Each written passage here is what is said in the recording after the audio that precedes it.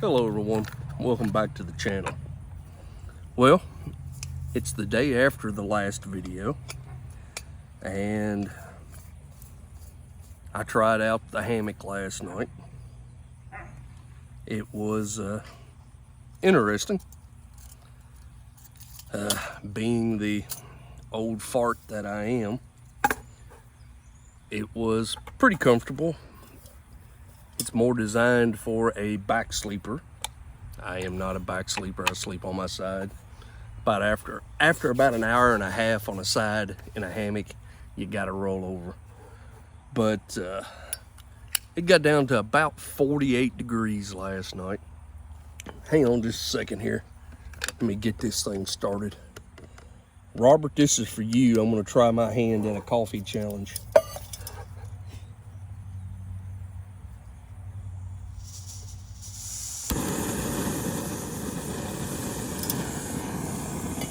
We're gonna go old school, make cowboy coffee.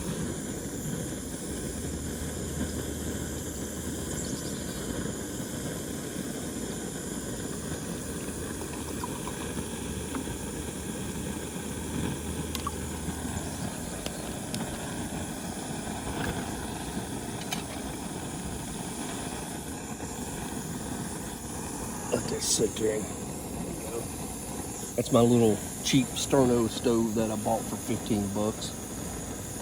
Turned out to be one of the best investments I've ever made.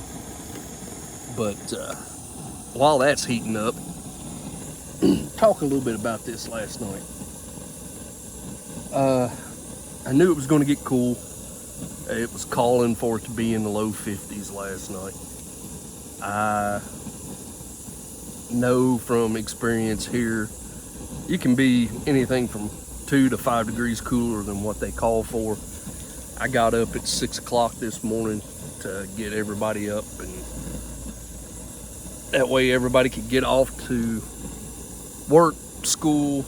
I had to go in for a couple hours and work, but at 6 o'clock this morning when I woke up, it was 48 degrees. I do not have an underquilt, so because I don't have an underquilt, I had to improvise one out of a sleeping bag. And let me tell you, I'm impressed with it. Now, what I mean by improvise, I come across a whole box of these old military safety pins. And I mean, we're talking, they're huge. Here's a Zippo. And was able to use those to secure the sleeping bag up at the foot and to secure it in place at the head to give me kind of the same benefits as a underquilt.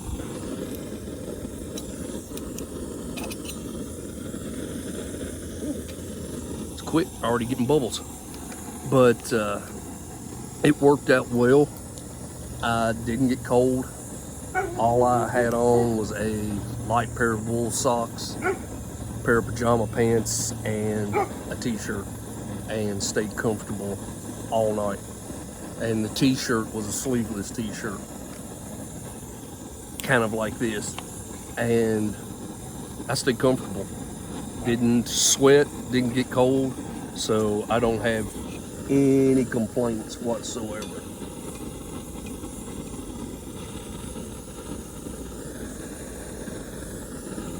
Starting to get a little bit of a boil. I measured this coffee out before I come out.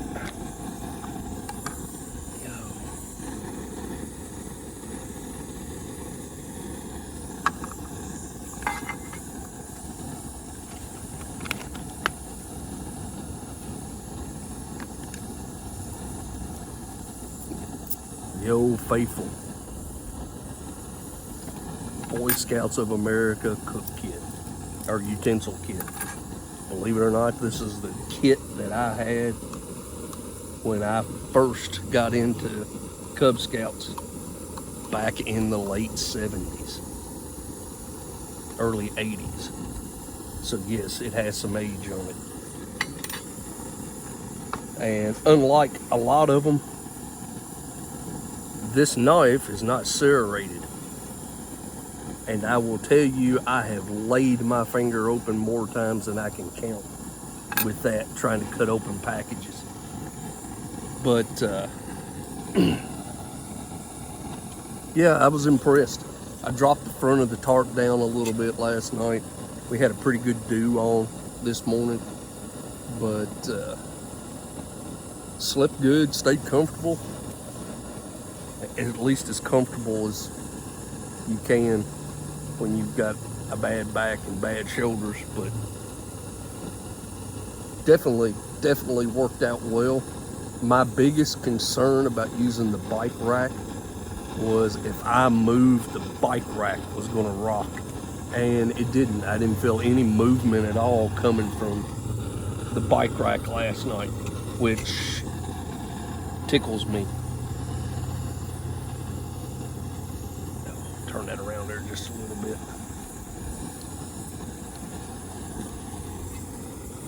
The way it was setting, the wind was blowing the heat up the side of the cup and onto my handles.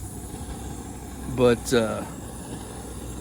yeah, definitely impressed with it. Definitely a setup I'll use again.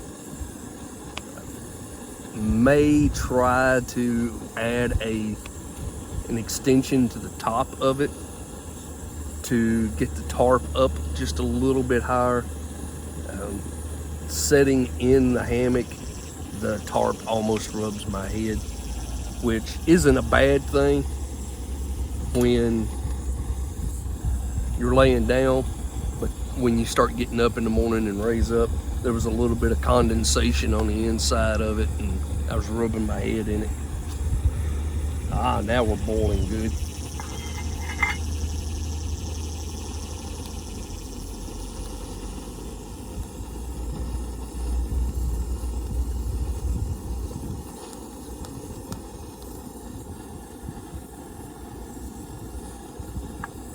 Now, I do use coffee in my, use sugar in my coffee. So I'm gonna set this down here, turn this thing off. Go ahead and put my sugar in.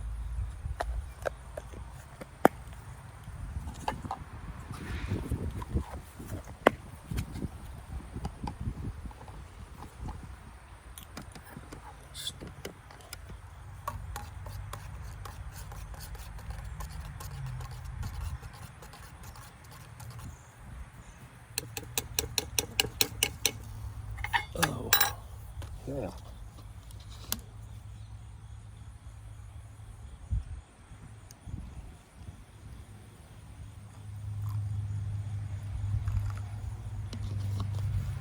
Put that cold water in it at the end like that, and all your grounds will settle to the bottom.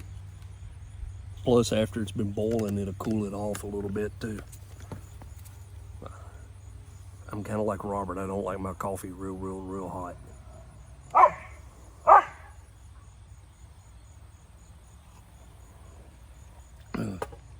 So, there you go. There's a follow-up on the hammock and how it worked out last night. My improvised hammock quilt and the coffee challenge all in one video. So, Robert, hopefully I done this to your satisfaction. We'll see what I can do by coming up with some more. Also, while I got you all on here,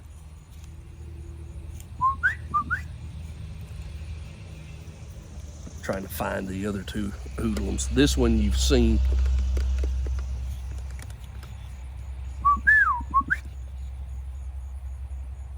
Goose. Hi, Sanibel. This is Sanibel. This is the boy's corgi. Out of the two pups, this is probably going to be the outdoorsy one of the bunch, believe it or not. And then this, big heathen here is Goose. This is the wife's new puppy. He is only about 17 weeks old, so he's gonna be a big boy. But the funny thing is, he likes it outside, but anytime you start a fire, he runs and hides. The other one doesn't pay any attention to it. So throw that in there at the end. There's our two new ones.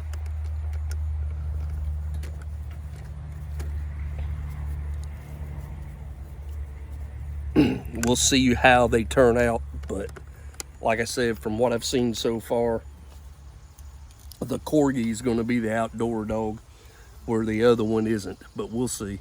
The Corgi's only 6 months old, and the English setter, like I said, he's only 17 weeks, so he's gonna be a big boy. But y'all have a good one. Like, share, subscribe. I'll get another one up for you later.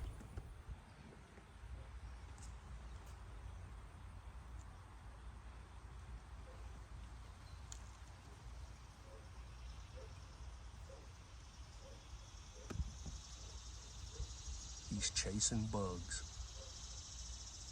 Sometimes I wonder about him.